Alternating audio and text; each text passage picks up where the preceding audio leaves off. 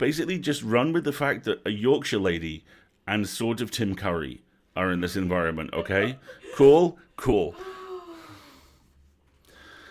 So yes, the story is Jackalope Wives by Ursula Vernon, also known as T. Kingfisher, originally published in Apex magazine in January 2014. The link to it should be in front of you right now. This is your last call to get some water, get comfortable, get a snack, ensure your meds have been deployed, and just take care of pets and things like that. Yes. And you're going to talk a little bit more about the story afterwards, I imagine. Yes, including, as Aussie Scribbler has already brought up in the chat, the fact that LeVar freaking Burton read this. Yes. No pressure. So no pressure.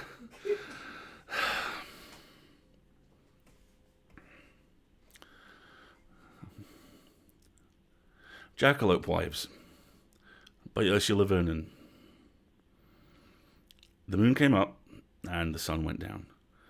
The moonbeams went shattering down to the ground, and the Jackalope Wives took off their skins and danced. They danced like young deer pawing the ground. They danced like devils let out of hell for the evening. They swung their hips and pranced and drank their fill of cactus fruit wine. They were shy creatures, the Jackalope Wives, though there was nothing shy about the way they danced. You could go your whole life and see no more of them than the flash of a tail vanishing around the backside of a boulder. If you were lucky, you might catch a whole line of them outlined against the sky on the top of a bluff, the shadow of horns rising off their brows. And on the half-moon, when new and full were balanced across the saguaro's thorns, they would come down to the desert, and they would dance. The young men used to get together and whisper, saying they were going to catch them a jackalope wife. They lay belly down at the edge of the bluff and look down on the fire and the dancing shapes, and then they would go away aching for all the good it did them. For the Jackalope Wives were shy of humans. Their lovers were jackrabbits and antelope bucks, not human men. You couldn't even get too close, or they'd take fright and run away. One minute you'd see them kicking their heels up and hear them laugh. Then the music would freeze and they'd all look at you with their eyes wide and their ears upswept, and the next second they would snatch up their skins and there'd be nothing left but a dozen skinny she-rabbits running off in all directions and a campfire that wouldn't burn out till morning. It was uncanny, sure, but they never did anybody any harm. Grandma Harkin, who lived down past the well, said the jackalopes were the daughters of the rain, and driving them off would bring the drought. People said they didn't believe a word of it, but when you live in a desert, you don't take chances. When the wild music came through town, a couple of notes skittering on the sand, then people knew the Jackalope Wives were out. The town got into a habit. It would have a dance that night to keep the boys firmly fixed on human girls and to drown out the notes of the wild music.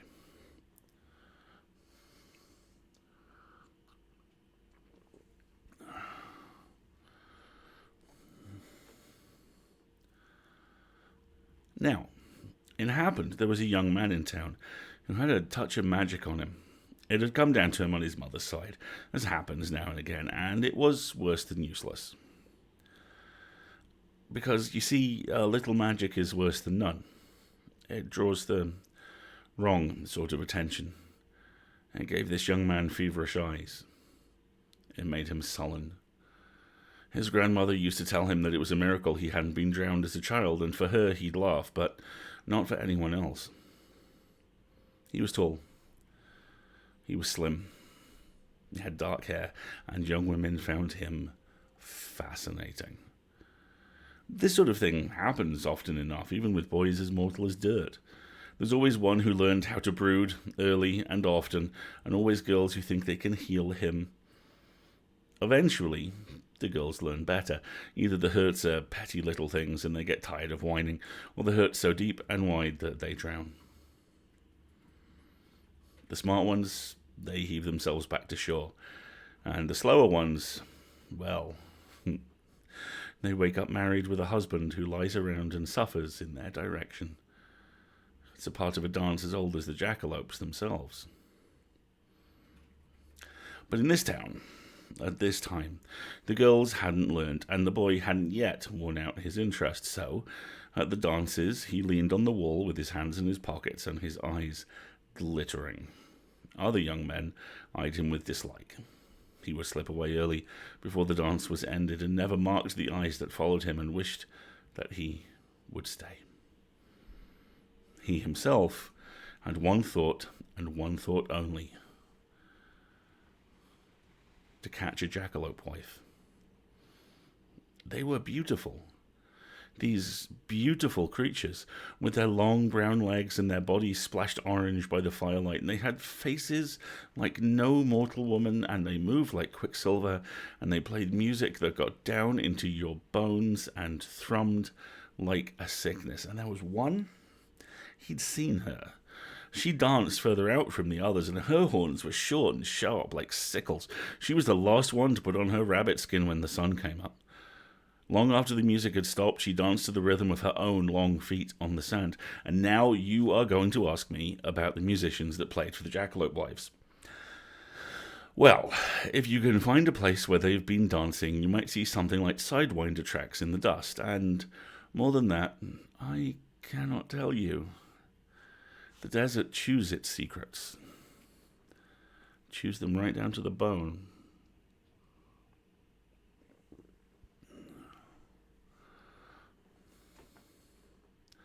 So, the young man, with the touch of magic, watched the jackalope wife dancing, and you know as well as I do what young men dream about. We will be charitable. She danced a little apart from her fellows, as he walked a little apart from his. Perhaps he thought she might understand him. Perhaps he found her as interesting as the girls found him. Perhaps we shouldn't always get what we think we want. And the jackalope wife danced, out past the circle of the music and the firelight, in the light of the fierce desert stars. Grandma Harkin had settled in for the evening with a shawl on her shoulders and a cat on her lap when someone started hammering on the door. "Grandma! Grandma, come quick! Open the... Oh, God! Grandma, you have to help me!" She knew that voice just fine. It was her own grandson, her daughter Eva's boy.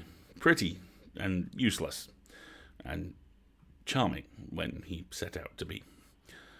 She dumped the cat off her lap and stumped to the door. What trouble had the young fool gotten himself into? "Sweet St. Anthony," she muttered. "Let him not have gotten some fool girl in a family way. That's just what we need."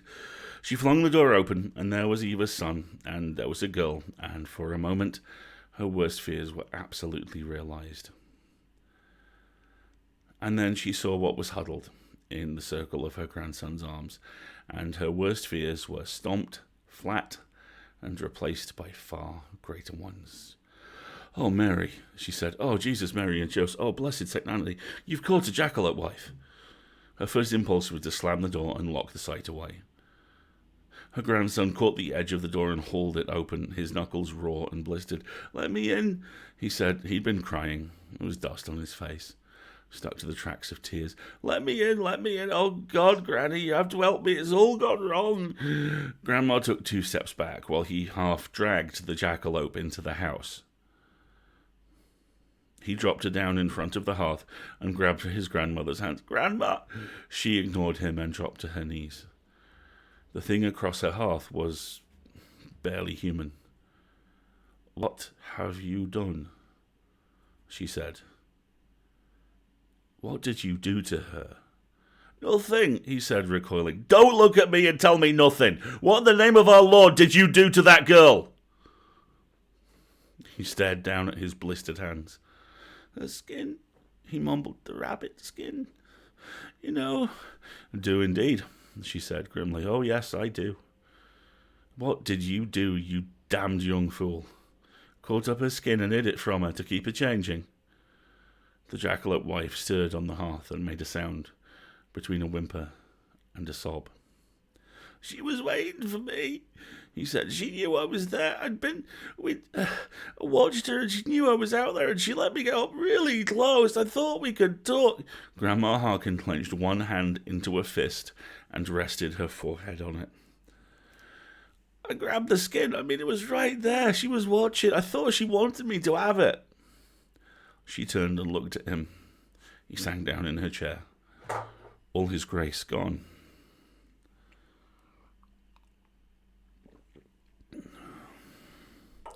You have to burn it, mumbled her grandson. He slid down a little further in her chair. You're supposed to burn it. Everybody knows to keep them changing.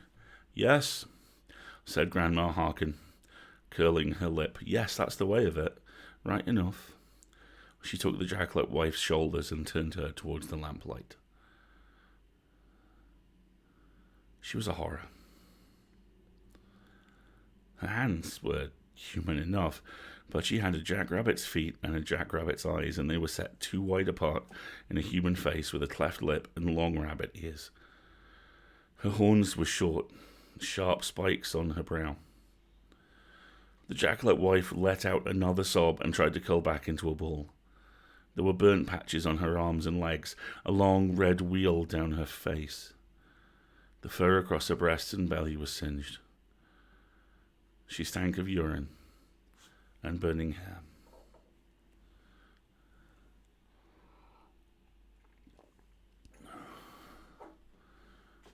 What did you do? I threw it in the fire, he said. You're supposed to. But she screamed. She wasn't supposed to scream. Nobody said they screamed, and I thought she was dying, and I didn't want to hurt her. I pulled it back out. He looked up at her with his feverish eyes, that useless, beautiful boy, and said, I didn't want to hurt her. I thought I was supposed to. I gave her the skin back. She put it on, but then she fell down. I wasn't supposed to work like that. Grandma Harkin sat back. She exhaled very, very slowly. She was calm. She was going to be calm, because otherwise she was going to pick up the fire poker and club her own flesh and blood over the head with it. And even that might not knock some sense into him. Oh, Eva, my dear child, my dear, what a useless son you have raised. Who would have thought he had so much ambition in him? To catch a jackalope wife. You goddamn stupid fool, she said, every word slamming like a shutter in the wind. Oh, you goddamn stupid fool. If you're going to catch a jackalope wife, you burn the hide down to ashes, and you never mind how she screams. But it sounded like it was hurting her, he shot back. You weren't there. She screamed like a dying rabbit. Of course it hurts her, yelled Grandma. You think you can have your skin and your freedom burned away in front of you and not scream? Sweet Mother Mary, boy, think about what you're doing. Be cruel or be kind. Don't be both, because now you've made a mess you can't clean up in a hurry. She stood up, breathing hard, and looked down at the wreck on her hearth. She could see it now, as clear as if she'd been standing there. The fool boy had been so shocked he'd yanked the burning skin back out, and the jackalope wife had one thought only and pulled on the burning hide, and oh...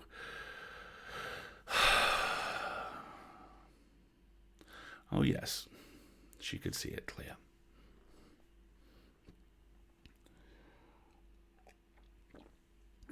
Half gone, at least, if she was any judge. There couldn't have been more than a few scraps of fur left unburnt. He'd waited through at least one scream, or... No, that was unkind.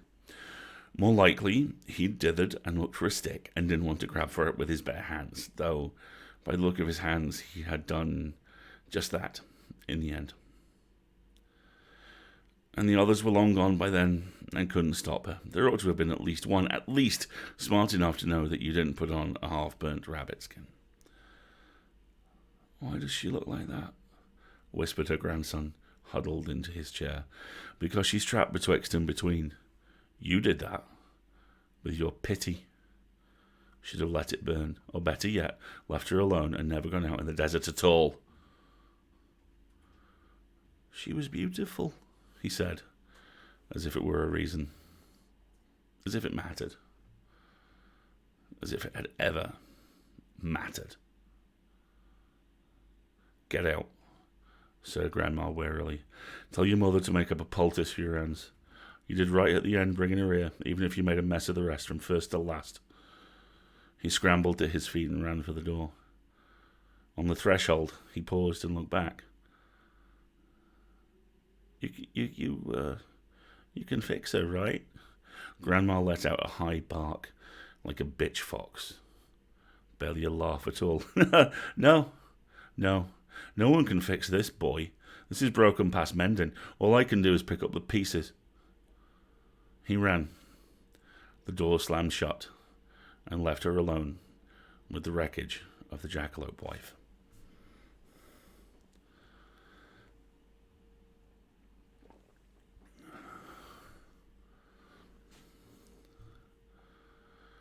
She treated the burns, and they healed. But there was nothing to be done for the shape of the Jackalope's face, or the 2 wide eyes, or the horns shaped like a sickle moon. At first, Grandma worried the townspeople would see her, and Lord knew what would happen then. But the Jackalope wife was the colour of dust, and she had a wild animal stillness, and when somebody called, she lay flat in the garden down among the beans, and nobody saw her at all. The only person she didn't hide from was Eva, Grandma's daughter. There was no chance that she mistook them for each other. Eva was round and plump and comfortable, the way Grandma's second husband, Eva's father, had been round and plump and comfortable. Maybe we smell alike, thought Grandma. Would make sense, I suppose. Eva's son didn't come round at all. He thinks you're mad at him, said Eva mildly. He thinks correctly, said Grandma. She and Eva sat on the porch together, shelling beans, while the Jackalope wife limped around the garden. The hairless places weren't so obvious now, and the faint stripes across her legs might have been dust if you didn't look directly at her. She might almost have been human. She's got good with the crutch, said Eva. Suppose she can't walk? Not well, said Grandma. Her feet weren't made to stand up like that. She can do it, but it's a terrible strain. And talk? No, said Grandma shortly. The Jackalope wife had tried, once, and the noises that she had made were so terrible that it had reduced them both to weeping. She hadn't tried again. She understands well enough, I suppose. The Jackalope wife sat down, slowly, in the shadow of the scarlet runner beans. A hummingbird zipped inches from her head, dabbing its bill into the flowers, and the Jackalope's face turned, unsmiling, to follow it. He's not a bad boy, you know, said Eva, not looking at her mother. He didn't mean to do her harm. Grandma let out an explosive snort. Jesus, Mary and Joseph, it doesn't matter what he meant to do. Should have left well enough alone, and if he couldn't do that, he should have finished what he started. She scowled down at the beans. They were striped red and white, and the pods came apart easily in her gnarled hands. Better all the way human than this. Better he'd bashed her head in with a rock than this. Better for her or for you? Asked Eva, who was only a fool about her son and knew her mother well. Grandma snorted again. The hummingbird passed away. The hummingbird buzzed away. The Jackalope wife lay still in the shadows with only her thin ribs going up and down. You could have finished it too, said Eva softly. I've seen you kill chickens. She'd probably lay her head on the chopping block if you asked. She probably would, said Grandma. She looked away from Eva's weak, wise eyes. But I'm a damn fool as well. Her daughter smiled. Maybe it runs in families.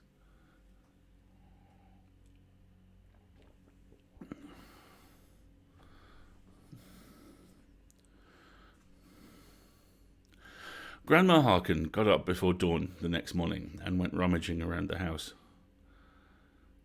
Well, she said. She pulled a dead mouse out of a mousetrap, took a half-dozen cigarettes down from behind the clock. She filled 3 water bottles and strapped them around her waist. Well, I suppose we've done as much as humans can do.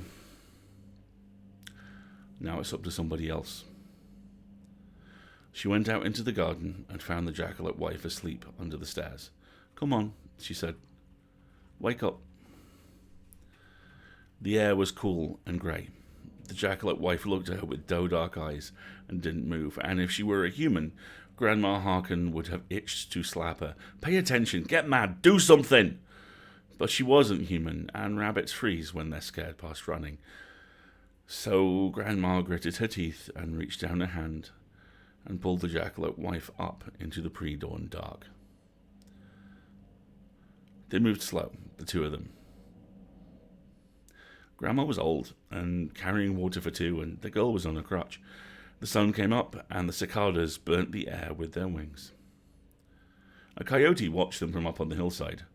The Jackalope wife looked up at him and recoiled, and Grandma laid a hand on her arm. "Don't worry," she said. "I haven't got the time for coyotes. They'd maybe fix you up, but we'd both be stuck in a tail past telling, and I'm too old for that. Come on." They went a little further on, past a wash and a watering hole. There were Palo Verde trees spreading thin green shade over the water. A javelina looked up at them from the edge and stamped her hooved feet. Her children scraped their tusks together and grunted. Grandma slid and slithered down the slope to the far side of the water and refilled the water bottles. "Not them either," she said to the Jackalope wife. "They'll talk the legs off a wooden sheep. We'd both be dead of old age before they'd figured out what time to start." The javelina dropped their heads and ignored them as they left the wash behind. The sun was overhead and the sky turned turquoise, a colour so hard you could bash your knuckles on it. A raven croaked overhead and another one snickered somewhere off to the east. The Jackalope wife paused, leaning on her crutch, and looked up at the wings with longing. "Oh, no, said Grandma. "I've got no patience for riddle games, and in the end they always eat someone's eyes. Relax, child. We're nearly there."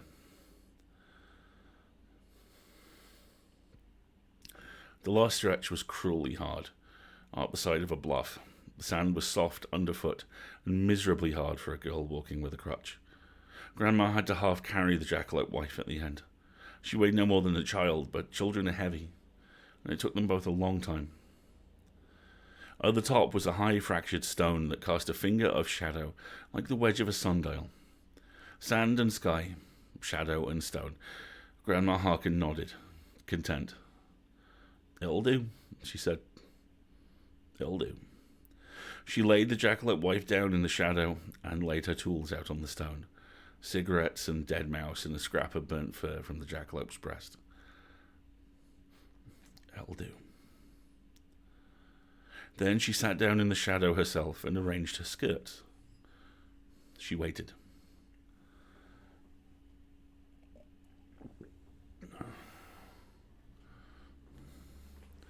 The sun went overhead, and the level in the water bottle went down. The sun started to sink, and the wind hissed, and the Jackalope wife was asleep or dead. And the ravens croaked a conversation to each other from the branches of a Palo Verde tree, and whatever one said made the other one laugh. "Well," said a voice behind Grandma's right ear, "what do we have here? Jesus, Mary, and Joseph!" "Don't see them out here often," he said. "Not the right sort of place." He considered. "You're St. Anthony. Now, him, I think I've seen. He understood about deserts." Grandma's lips twisted. "Father of rabbits," she said sourly. "Wasn't trying to call you up." "Oh, I know," the father of rabbits grinned. "But you know I've always had a soft spot for you, Maggie Harkin." He sat down beside her on his heels.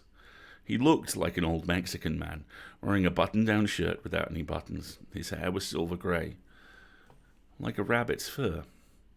Grandma wasn't fooled for a minute. "Get lonely down there in your town, Maggie?" he asked. "You come out here for a little wild company?" Grandma Harkin leaned over to the Jackalope wife and smoothed one long ear back from her face. She looked up at them both with wide, uncomprehending eyes. "Shit," said the father of rabbits. "I've never seen that before." He lit a cigarette and blew the smoke into the air. What did you do to her, Maggie? I didn't do a damn thing except not let her die when I should have. There's those would say that was more than enough. He exhaled another lungful of smoke. She put on an half-burnt skin. I don't suppose you can fix her up.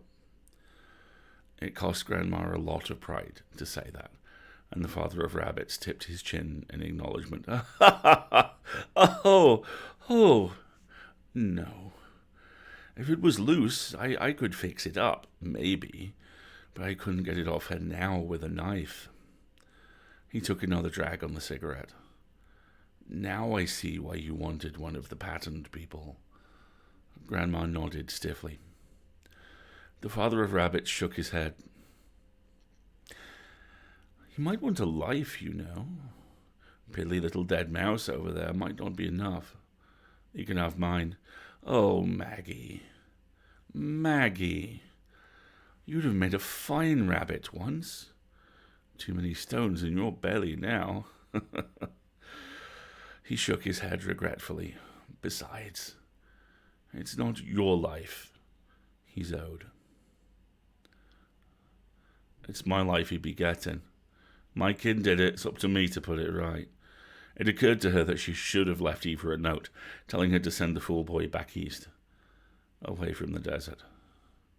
Well, too late now. Either she'd raised a fool for a daughter or not, and likely she wouldn't be around to tell. Suppose we'll find out, said the father of rabbits, and nodded. A man came around the edge of the standing stone. He moved quick, then slow, and his eyes did not blink. He was naked, and his skin was covered in painted diamonds. Grandma Harkin bowed to him because the pattern people can't hear speech. He looked at her, and he looked at the father of rabbits, and he looked at the jackalope wife. He looked down at the stone in front of him. The cigarettes he ignored. The mouse he scooped up in 2 fingers and dropped into his mouth. Then he crouched there for a long time. He was so still that it made Grandma's eyes water, and she had to look away.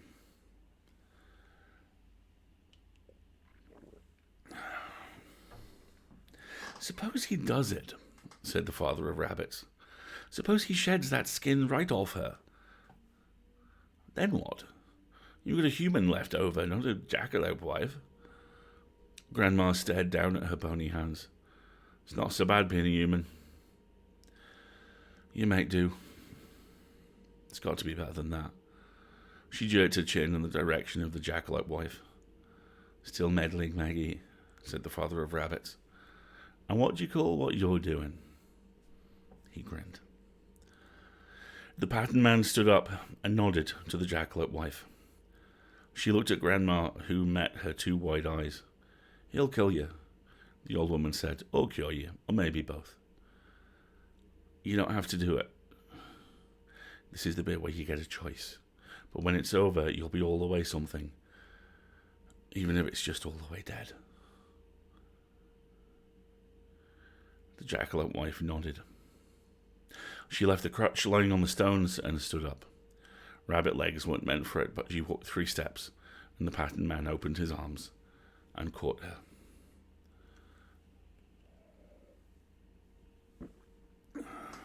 He bit her on the forearm, where the thick veins run, and sank his teeth in up to the gums. Grandma cursed. Easy now, said the father of rabbits, putting a hand on her shoulder. He's one of the patterned people, and they only know the one way. The jackalope wife's eyes rolled back in her head, and she sagged down onto the stone. He set her down gently and picked up one of the cigarettes. Grandma Harkin stepped forward. She rolled both her sleeves up to the elbow and offered him her wrists. The patterned man stared at her, unblinking. The ravens laughed to themselves at the bottom of the wash. Then he dipped his head and bowed to Grandma Harkin, and a rattlesnake as long as a man slithered away into the evening. She let out a breath she did not know she'd been holding. He didn't ask for a life. The father of rabbits grinned. Oh, you know. Maybe he wasn't hungry. Maybe it was enough. You made the offer. Maybe I'm too old and stringy, she said. Could be that, too. The jackalope wife was breathing. Her pulse went fast, then slow. Grandma sat down beside her and held her wrist between her own calloused palms. How long are you going to wait? Asked the father of rabbits. Long as it takes, she snapped back. The sun went down while they were waiting. The coyotes sang up the moon. It was half full, half new, halfway between one thing and the other.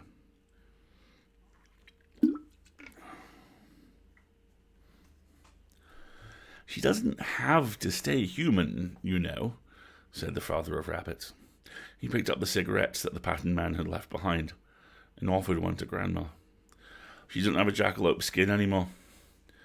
He grinned. She could just see his teeth flash white in the dark. Give her yours. I burnt it, said Grandma Harkin, sitting up ramrod straight. I found where he hid it after he died, and I burnt it myself, because I had a new husband and a little bitty baby girl, and all I could think about was leaving them both behind and going dancing.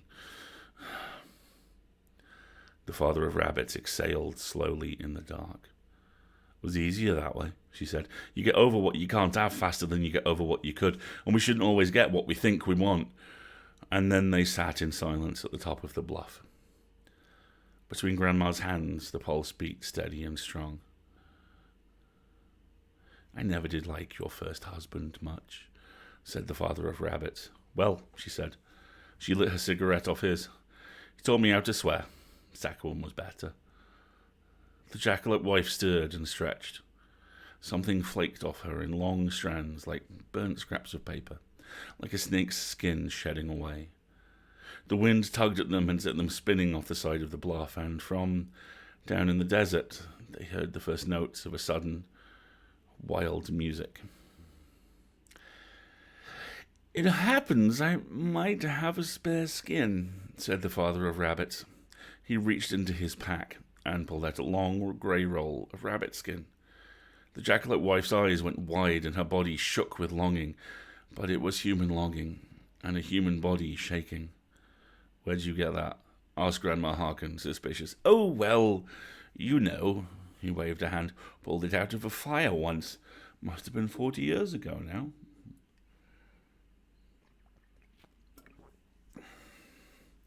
Took some doing to fix it up again, but some people owed me favours. Suppose she might as well have it. Unless you wanted. He held it out to Grandma Harkin. She took it in her hands and stroked it. It was as soft as it had been 50 years ago. The small sickle horns were hard weights in her hands.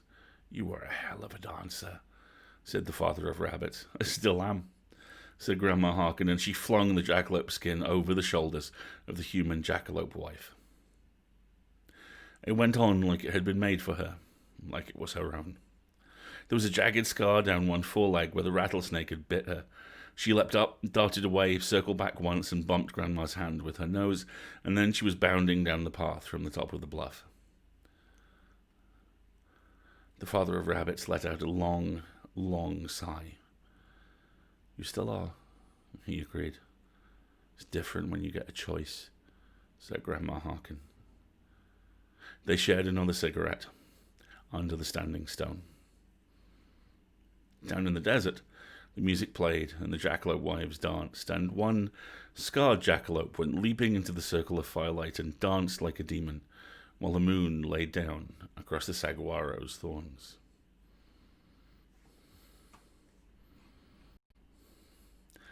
I believe the phrase we're all looking for is bloody hell.